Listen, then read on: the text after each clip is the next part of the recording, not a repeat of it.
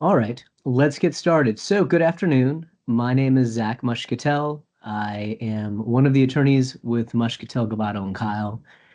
Um, I am honored to be able to talk to you guys today. This is my first webinar, so you'll have to forgive me if it's a little bit disjointed.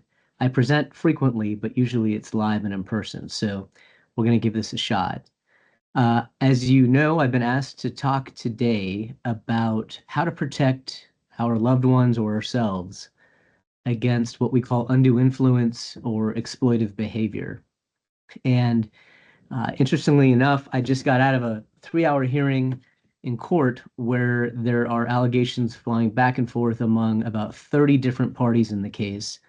And the litigation's been going on for 3.5 years. So if there was ever a cautionary tale, that case is a perfect example for it. I'll talk to you a little bit today about how that comes to be and ideally how you can protect against that ever happening in your own situations. So, moving on, then I've prepared some slides, and really what we're talking about is how do you protect your intentions? How do you take what you want to happen, obviously get it on paper through an estate plan, be it a will or a trust, or powers of attorney or beneficiary designations on accounts, and there's a lot of other examples. That's the first step, but then how do you protect down the road from those items, those documents or instruments from being altered contrary to what you probably wanted to happen?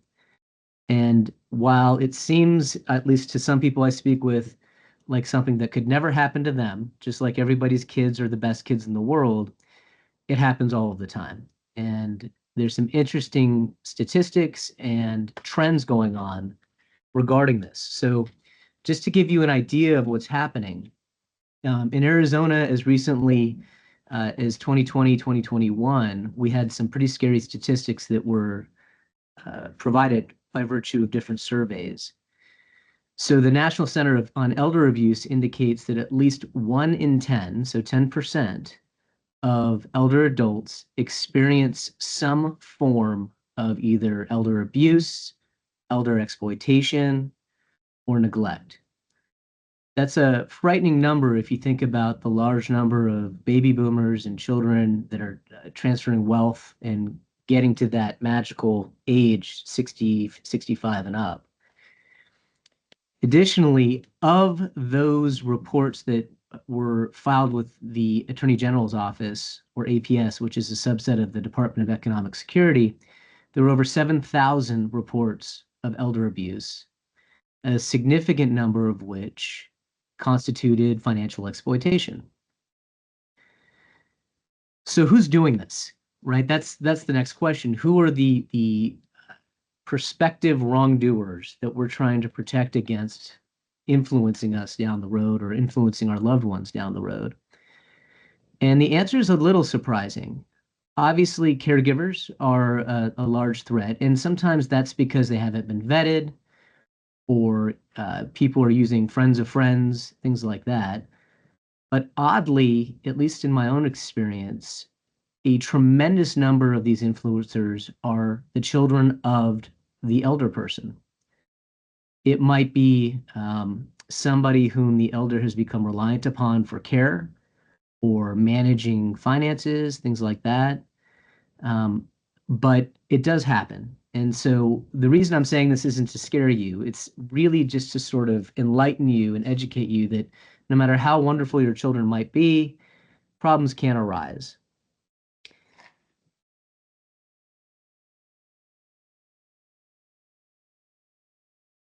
One interesting facet about this process is that it's somewhat predictable. So, absent sudden death, the majority of the aging process is fairly predictable.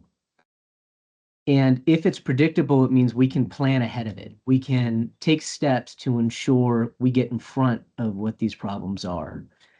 Um, Obviously, the first step to that is an estate plan, right? So you memorialize your intentions, you be as specific as you can be, either a will or a trust or whatever vehicle or instrument you're using, and you be express about it. and you try to cover every base. So I know that oftentimes, and maybe some of you have gone through this, you'll have a personal property memorandum or addendum to your estate plan that is often left blank. And the thought is, well, it's just stuff. No one's going to fight about it. But as some of the audience that I see who's participating are lawyers as well, they've got experience where you'll have massive battles where the bulk assets are easily dealt with, but then people are throwing fists over a special table or a particular watch. So part of that planning process I'm alluding to is be as detailed as you can when it comes to personal property and who's to get it. So if it's predictable, what does that mean? What does that aging process actually look like? And these are things that you and your loved ones need to be looking out for. Are you or is the subject person physically beginning to degrade?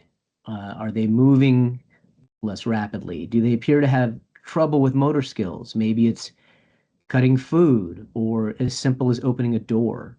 And then, of course, mental ability.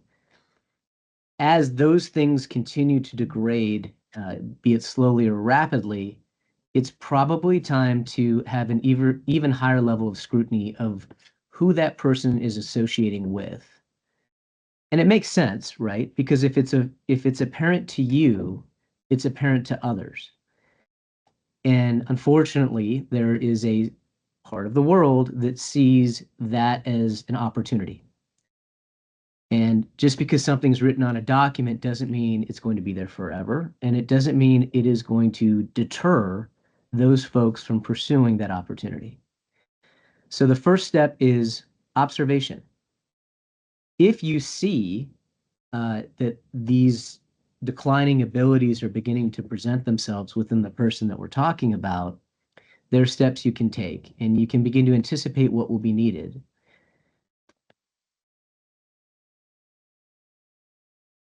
One way to deal with that is obviously to have the mental component addressed by ideally a neuropsychologist or a cognitive neuropsychologist or a psychiatrist, although I don't think that they're as focused on functionality. So if the focus is on functionality, then we're really talking about a neuropsychologist. And certainly, depending on the ailment or what might be happening, a neurologist is appropriate, but it's nice to get a baseline. So a neuropsychologist can go ahead and administer a series of different tests and establish a baseline for your loved one once these things are being observed.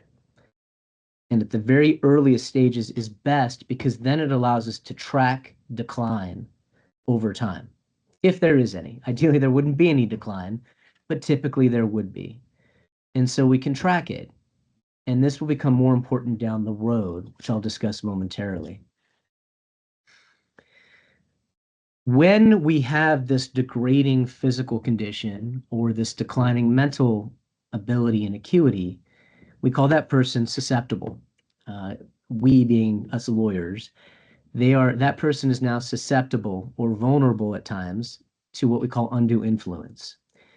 And that's really what we're talking about here. I believe that this webinar was marketed as me talking about how to protect certain populations from being coerced into doing something they otherwise would not have done with their wishes, their estate plan, or testamentary instruments. And what we call that in the legal world is undue influence. And undue influence is actually defined by an Arizona statute. It's Arizona Revised Statute 14-2712. And I tried not to use the legal definition in the slide only because legalese is not exactly the most universal of language. So what we're really talking about in layman's terms is somebody, because of a physical problem or because of a mental problem or decline, becomes increasingly vulnerable, or they become susceptible. So they begin to rely on other people more and more. And as they rely on a person more and more, that susceptibility manifests itself at times with total dependency or openness to suggestions, decision-making becomes less unilateral by this person and more of a team process. And so if a person is in a position of trust and confidence, they're going to rely on that person to help with this team decision-making. So what happens at times is that the team decisions aren't necessarily in the best interest or reflective of the wishes of this elder person. The person who's being depended upon begins to have too much input, too much influence in the decision making with these wishes.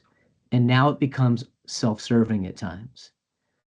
And really, in a nutshell, that is undue influence. And there are times when the elder person's wishes and the influencing person's wishes might be in stride with each other, but oftentimes they're not.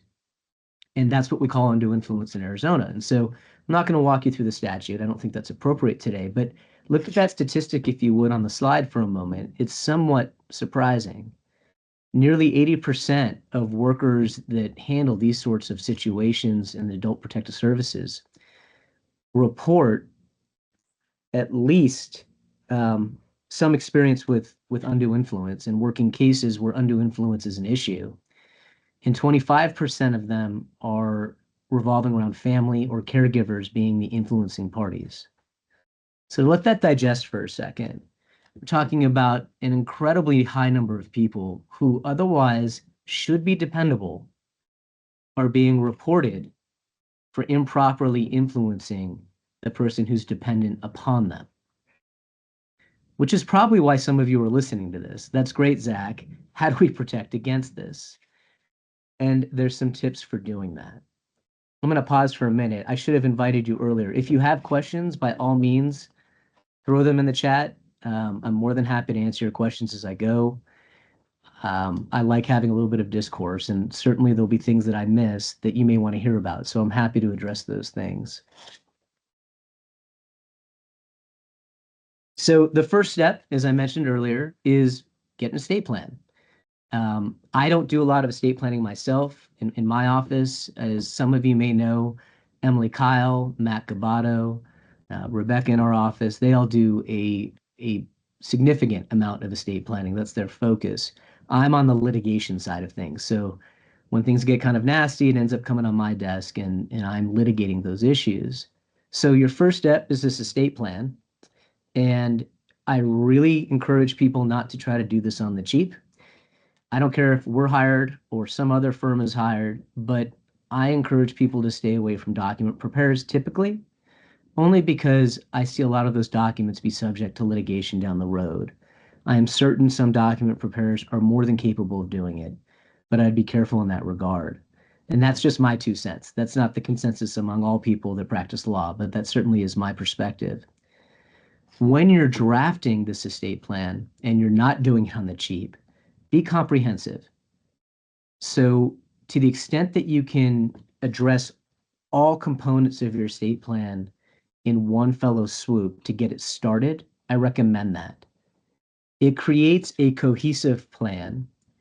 And as that plan evolves over time, should you choose to amend it or update it, there will be a historical trend of your wishes that's observable to people like me down the road. And in terms of protecting your interests as you or your loved one declines, it will permit the trend of your wishes to be observed by those folks too, so that if 100% of your estate plan went to your spouse, and if not your spouse, then your children, and that was the case over 5 iterations of your estate plan, and then at the age of 87, while struggling with mild dementia, suddenly a caregiver you met a month ago is getting 40% of your estate, it shows a massive deviation from that estate plan. And that's something that on its face will necessarily raise eyebrows and require some scrutiny. And sometimes we can get ahead of that and it can be undone or it can be addressed prior to your passing in such a way that it minimizes future litigation and future disputes and protects your original wishes or your loved one's original wishes. So let's sort of change our perspective for a moment. I've been talking about it as though you are the draftsperson. You're the person seeking out this estate plan.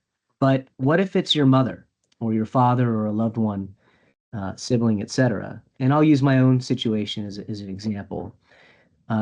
Let's say that my mother, this is a hypothetical, who had been incredibly astute her entire life, starts to show signs of decline. She has an estate plan, but she's starting to decline and she gets diagnosed with maybe a neurocognitive ailment or a nervous system problem, whatever it might be. It's at that point, immediately, if it hasn't been done yet, that the estate plan needs to be carefully reviewed because the odds are, in this case, like my mom, she has powers of attorney in this hypothetical.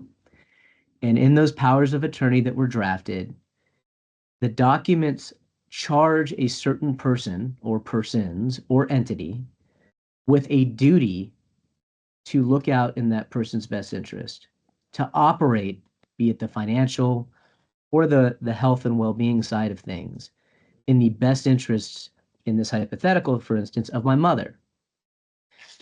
It doesn't matter though if I don't know. So in that hypothetical, if my mom went and did an estate plan and she doesn't like to talk about death or her demise or her decline, and she never tells me that she's done this.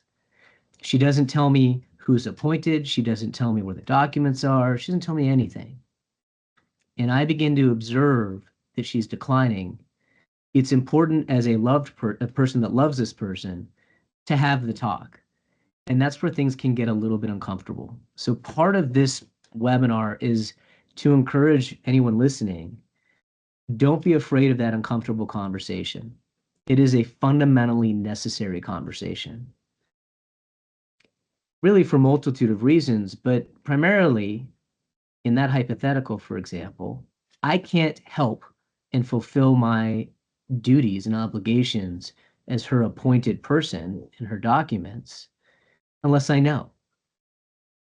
And usually, in my experience, and I've been practicing for a couple decades now, in my experience, those conversations actually help decrease the level of tension moving forward. It reminds both the loved one, again, in my hypothetical, my mother, and myself of what our duties are, and we can come up with a game plan of how we're going to approach this issue moving forward. And that is far easier to do than waiting 5 years, 2 years, 10 years, when and again, in this hypothetical, let's say my mom continues to decline and is now at 30 or 40% of her prior self. Trying to have a conversation when she's in that condition is far more difficult. You're going to be dealing with, or I would be dealing with, a cantankerous mother who's either poo-pooing my concerns or misremembering what she's done or unfamiliar with her assets. All those sorts of variables come into play. And you certainly don't want to have that conversation too late down that road. This applies not just to that POA concept, but as the slide suggests, it also applies to successor trustees in a trust. That successor trustee, be it your spouse or somebody else, has an obligation to step in and manage your trust assets or a person's trust assets, the trustors, for that trustor's benefit.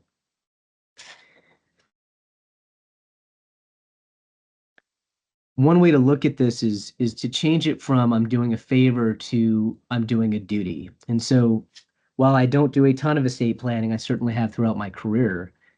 And when my prospective clients talking about or considering contemplating who to appoint as a successor trustee or who appoint with those powers of attorney, I remind that potential client this is not a blessing or a privilege for that person. It's hard. It's an obligation. It's a duty. It is a duty or duties that these folks are going to have to fulfill. So just something to keep in mind as you're thinking about who to do what and how to get your estate plans drafted most effectively. So here's where we're going to talk a little bit about, well, we've got a problem, Zach, now what? And this is where the court systems have tried and the law has tried to provide an avenue of relief But I know this won't surprise most of you. Courts are not particularly efficient. So, to the extent that protective measures can be taken prior to having to involve a court, they should be. Cases take a long time to wander through the court system. There are rules of procedure that mandate that long timeline, and then you've got the court docket, and then you've got all the expenditures associated with retaining counsel and litigation. So if you see a problem, and let's define problem for a moment. The problem isn't the decline or the degradation physically or mentally of your loved one or yourself or the person we're talking about. The problem is that they're being either influenced or they're beginning to rely too heavily on someone they ought not. That's the first sign of a problem. So before you bring in authorities or call the police or do any of those things, I strongly recommend having the conversation that I brought up earlier, not just with the loved one, but also with the person that you're concerned about that may be exerting influence. Number one, it tells that person that may be exerting influence, hey, I'm watching. Be careful. Whatever you're contemplating doing that might be less than above the board, don't. Because I'm here, I have this duty or this authority, and I will use it. I will use it to get you out of this equation, and it's just not worth it, whatever you're thinking about doing. It also, if you have that power of attorney, or you are a guardian, or you are a conservator, and ideally you're not in that situation quite yet, but if you're a power of attorney you're an agent, that's what we call that person, that's been appointed by the loved one, you have authority in most cases to terminate the person that you suspect might be doing something if we're talking about caregiving. You have the ability to limit certain visitors from coming if that visitor is known to be performing some act of subterfuge. So you have these authorities that accompany your duties. So when the power of attorney is drafted, let's call it a healthcare power of attorney, and you've taken steps along with your loved one to set up care, for instance, in-home care, and you sense that the caregiver is up to no good, you can confront that person. And let's say that the explanations you're provided are simply inadequate. You have the authority, typically, under that healthcare power of attorney, to just terminate them and find somebody else. But more importantly, if you become aware that something's wrong, you have a duty to get that person away from your loved one or the person you're trying to protect. Again, it's not a blessing to be in that position, but once you're there, if you don't decline or resign, you need to fulfill that duty, because if you don't, now you're exposing yourself to some degree for failing to act in the best interest of the person you're appointed to protect. So that's step number one. We're going to have this conversation. A lot of times I'm asked, I'm going to deviate from the presentation for a moment. I'll go back to that hypothetical. Let's say I had the talk with my mother and she's declining, and she tells me to go to hell. There's nothing to worry about. I don't want people in my house, and I don't want to move into an assisted living facility, and that's just the way it's going to be. That's a tough spot to be in. If that position presents itself, if you don't have medical documentation that reflects this person is unable to manage their own affairs, you probably need to take steps to get those appointments scheduled and have those exams performed. And that medical document then becomes sort of the holy grail that will eventually assist in triggering your authority under those powers of attorney or as a successor trustee. Once you've got that authority or you have those documents, this is where it gets even more uncomfortable. You're going to have to, in that hypothetical, for instance, I would have to act against what my mom is articulating to me because she's not cognizant of how bad her situation is or the risks that she's being confronted with. So now I have to sort of forcibly introduce care, and there are professionals that can assist in doing that in a smooth way. Oftentimes they'll focus on familiarity with the proposed care. They'll focus on a gradual release of certain types of autonomy when it comes to finances. They'll make sure that monies are available to this loved one. For instance, my mother, she'd have funds at her disposal, but not access to all the funds. So there's a broad continuum of steps that can be taken to gradually put into play these protective measures. In the event that you learn about a problem and it's too late, so I'll make up another example as I go. Let's say that my aunt, who lives with her husband, and they're both over the age of 85, and my aunt has some sort of uh, inability to care for herself. And so her husband, who's now 88, has been the person that's been providing this assistance, but now he has his own ailments. But nobody became aware of this. And so I go and I visit my aunt, and it turns out that she's disheveled, she hasn't showered. Her husband's no longer able to provide the care. And it turns out that a friend of a friend had been coming over and managing their finances for the last 6 months. And so using my power of attorney or whatever it is, I get access to these bank statements and I see that this friend of a friend has been self-dealing and taking money. Not $5, but significant monies. And the monies weren't used for the benefit of my aunt or my uncle. At this point, it's late in the game. And so very, very active steps need to be taken. And the first step is to call Adult Protective Services. And that's what the APS references on my slide. So you call Adult Protective Services and they will, in theory, take this complaint and they will launch an investigation.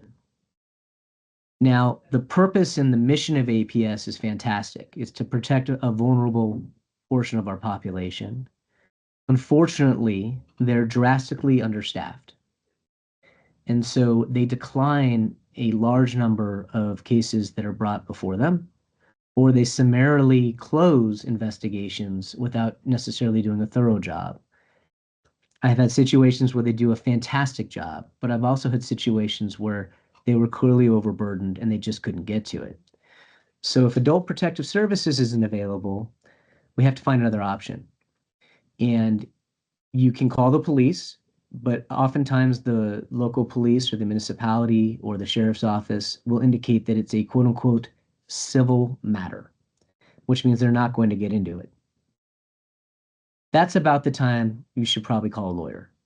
And the lawyer has the ability to send the letter, initiate communication with this person, at the very least to put a quick stop to it. Ideally, if there are documents in play, the lawyer has the ability to review these powers of attorney, see who's in charge, who is the authority, and then put restrictions on account access in that hypothetical to limit accessing the funds. So the wrongdoer can't get to it anymore. You cut off the supply of funds. And then the attorney has the ability, if need be, to go ahead and file formal litigation and formal allegations. So I mentioned the undue influence statute. That's 142712. And then there's another statute, which is 46-456, and we refer to that as Title 46. And that statute is explicitly intended to protect against exploitation, neglect, or abuse of a vulnerable adult. I could present on that. It would require far more than an hour, and we'll do that another day. But the point that I'm getting at is Arizona does have law and significant legislation devoted to protecting against this type of conduct. And so if you get to an attorney who's informed, he, she, or they will be able, in theory, to utilize those laws as weapons, sort of the spear, to lead the charge to protect the person that we're concerned about. That's at the high end of that continuum of intervention that I've put on that slide. The key, and this is something, if you've ignored everything else I've said, please hear this. The key for the attorney is going to be what documents you have at your disposal when you raise these concerns with the lawyer. For example, the baseline that I mentioned that is super helpful from a neurocognitive exam, medical records, historical estate plan documents that show trends of what wishes were so that we can see if there were significant deviations, even journal entries of observations that may memorialize decline over time. All of those sorts of things are very, very helpful to the lawyer that's going to be trying to assist in protecting this person and also holding the wrongdoer accountable.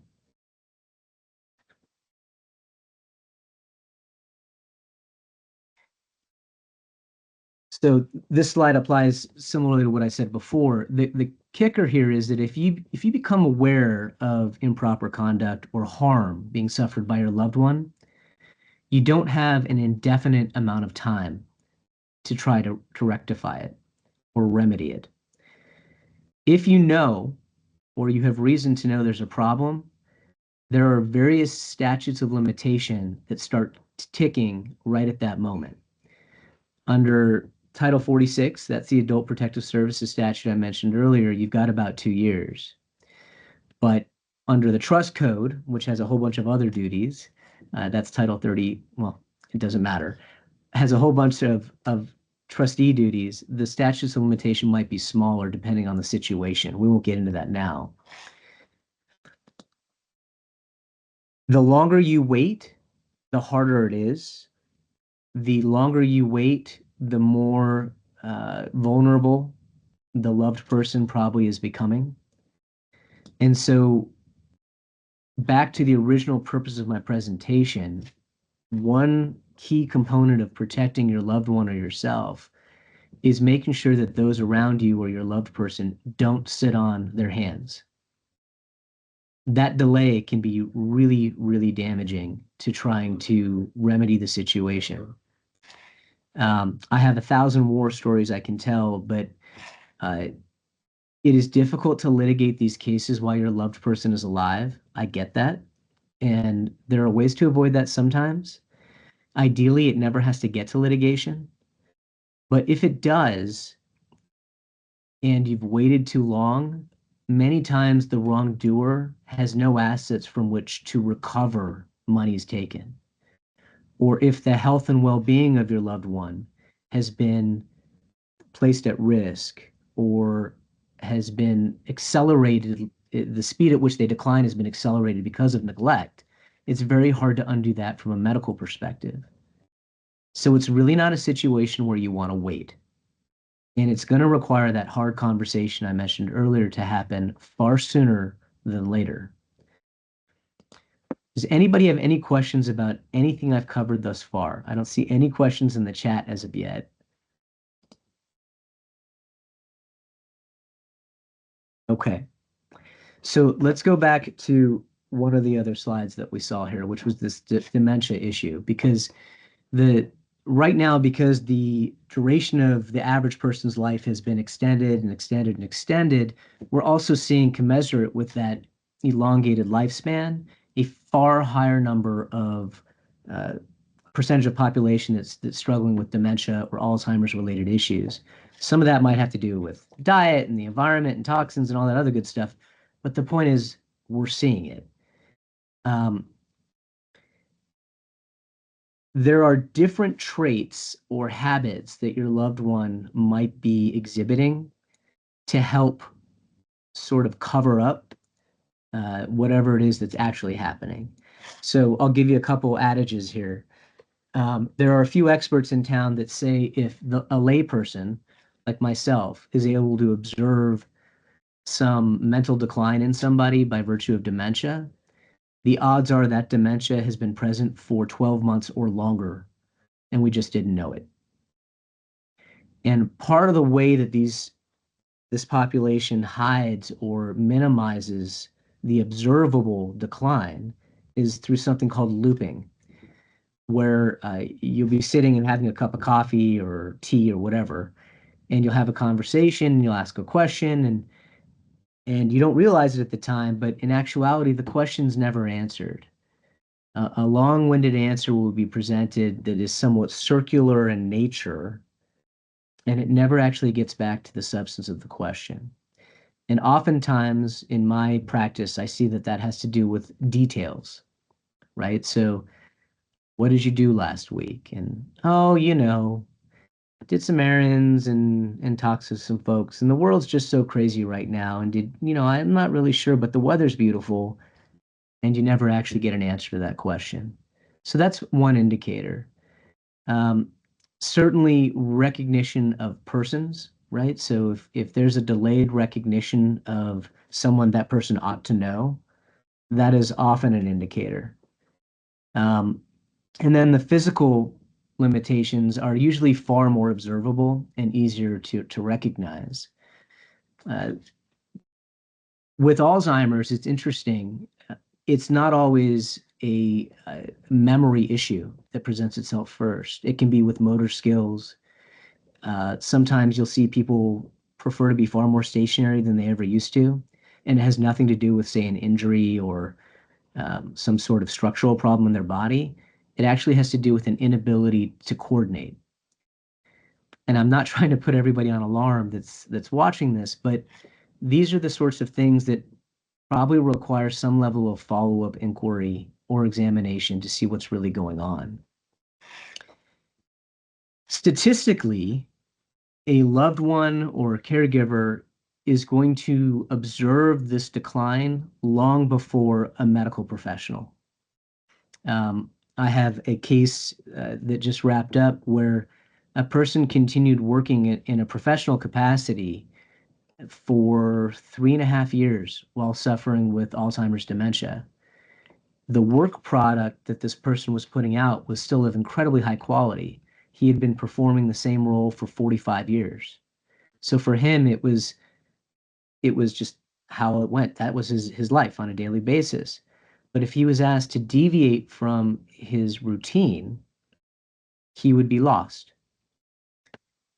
So the coworkers didn't observe it, but friends that would hang out with this person every Thursday evening actually brought it to his attention, and that's how the case escalated.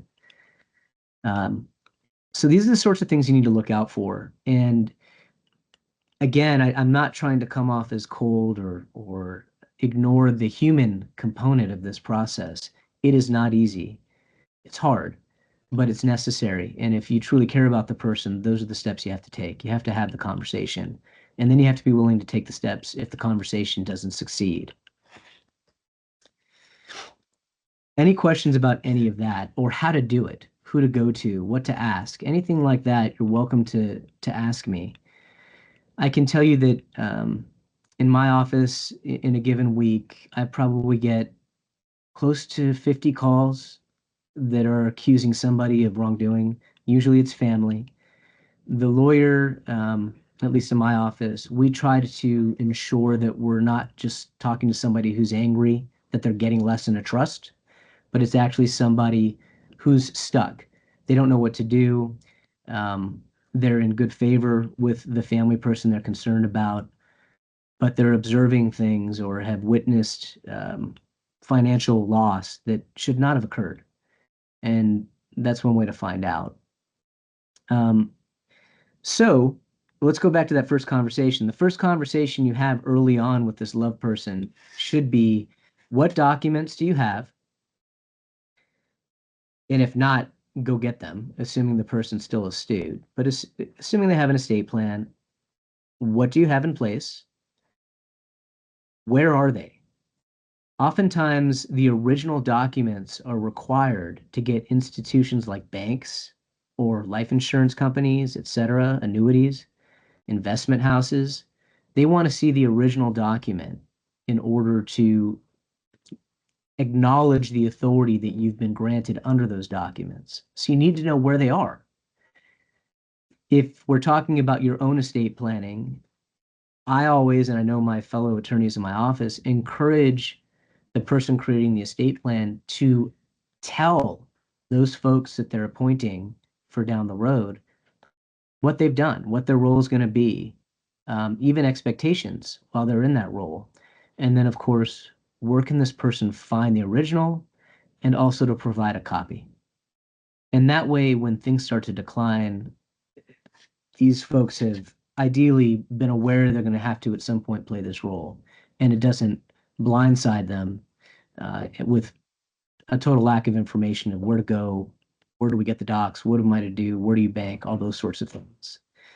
So that's the first step. You have to know what exists, what sort of estate plan exists, what sort of accounts or designations exist if that's relevant, and then where to find the actual documents.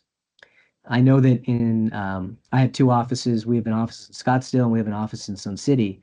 And when I first came out to Sun City in 2008, I had been doing a totally different kind of work. And a client came in who was going to be appointed the personal representative of a will. And the will that the person gave me was kind of crinkled up and it was the original, but I didn't understand. And I think the potential client saw me looking at the document with my face contorting. And the client told me, yeah, a lot of people in our community keep our wills or our trusts, the originals, in our freezer. At the time, it shocked me. I've come to learn that's actually pretty common practice because the house is going to be inventoried at some point, and the freezer is one of the first things that has to be opened so that the ice doesn't melt and all the things can be taken out. I am not in any way advocating, by the way, that you store your documents in your freezer. I'm just letting you know that access to these documents is quintessential.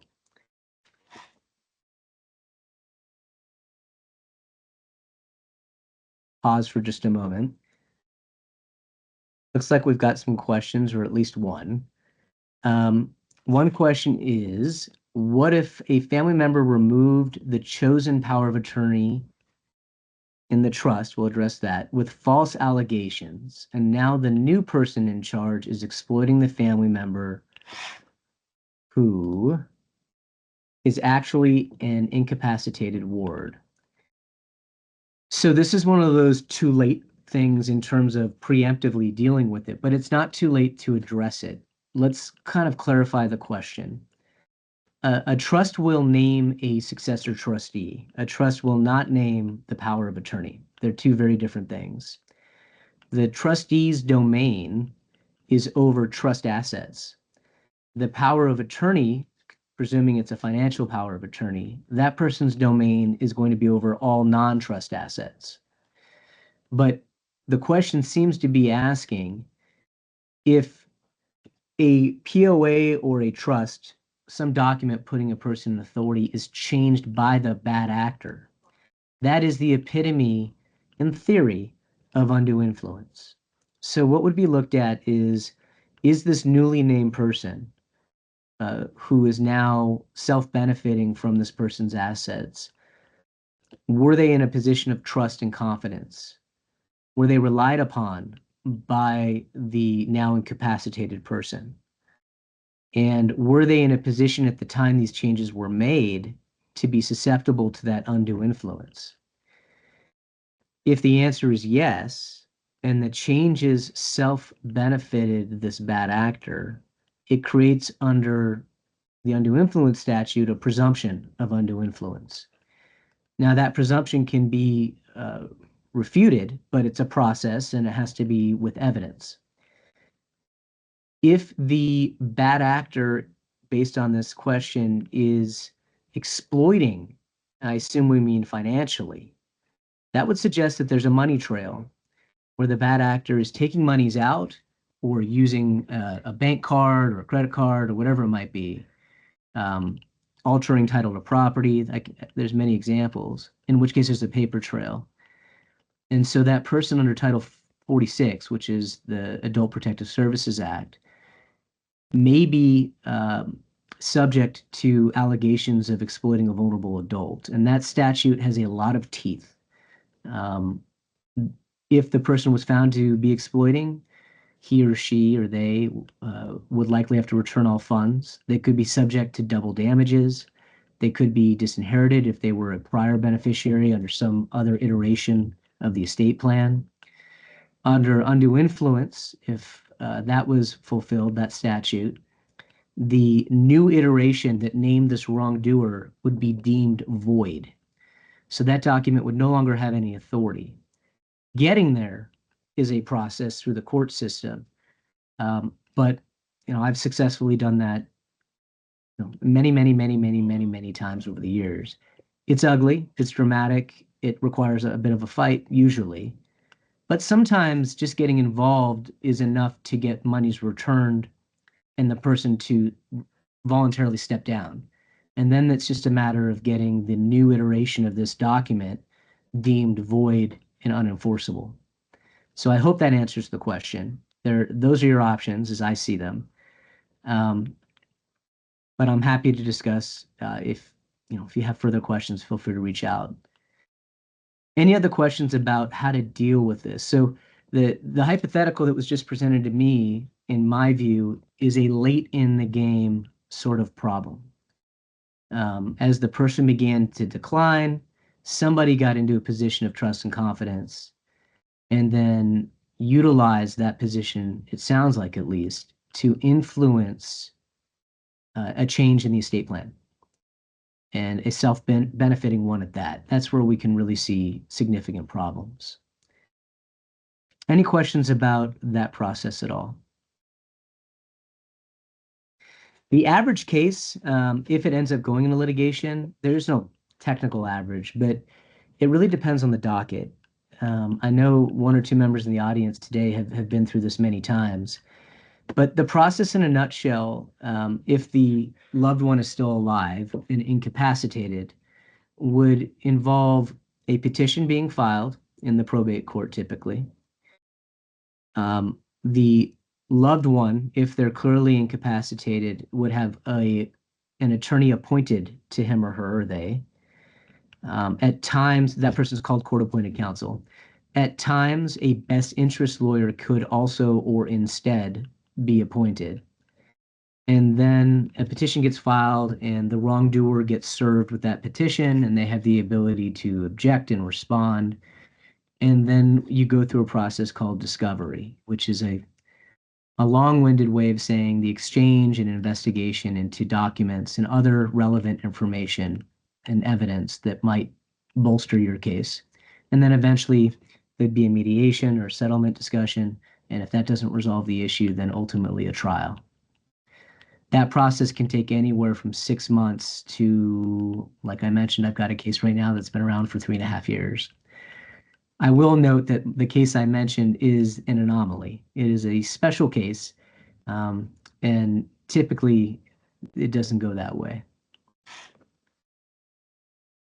The court-appointed counsel in that hypothetical and the guardian ad litem, that's the GAL, the best interest lawyer in that hypothetical, are almost universally paid by the assets of the elder person that we're concerned about.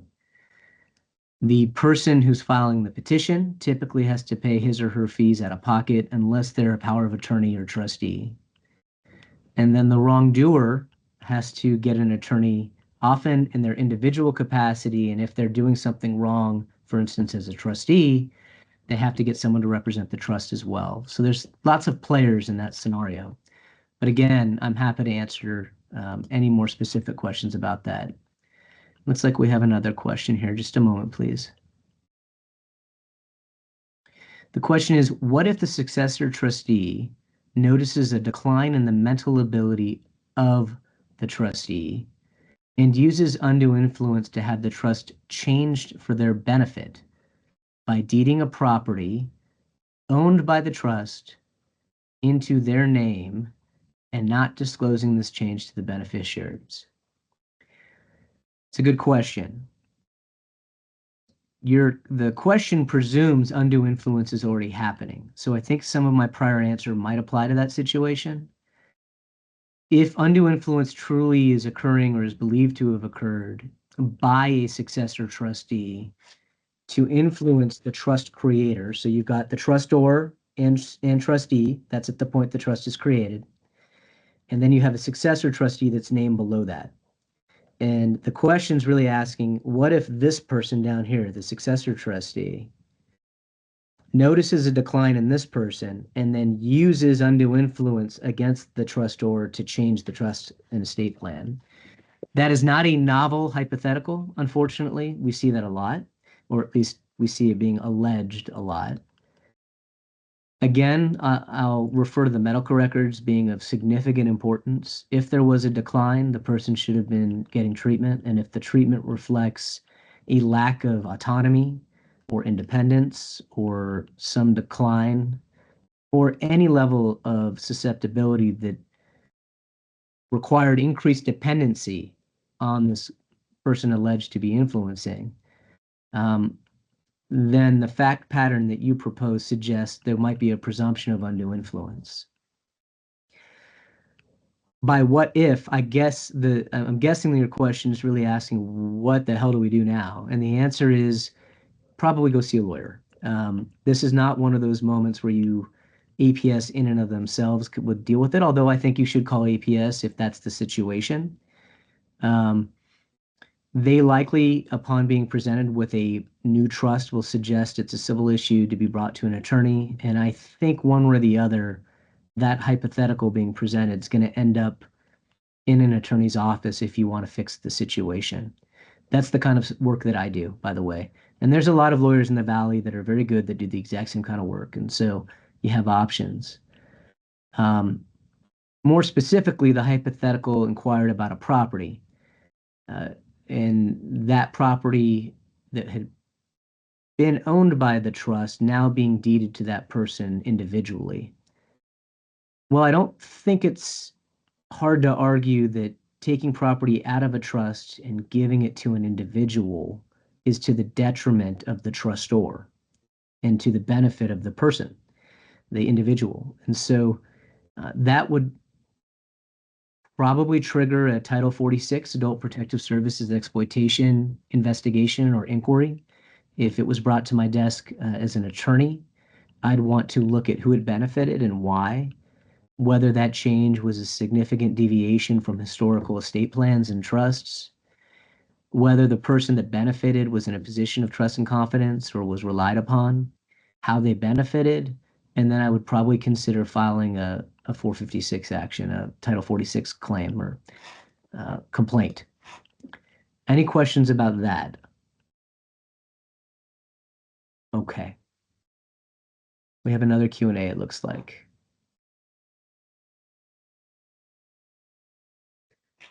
Give me just a moment to read this.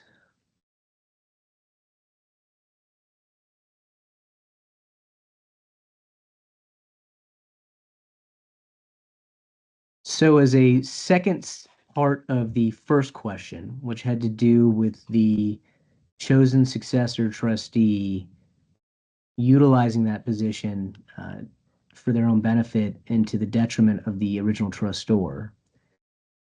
The question is, what if that bad actor was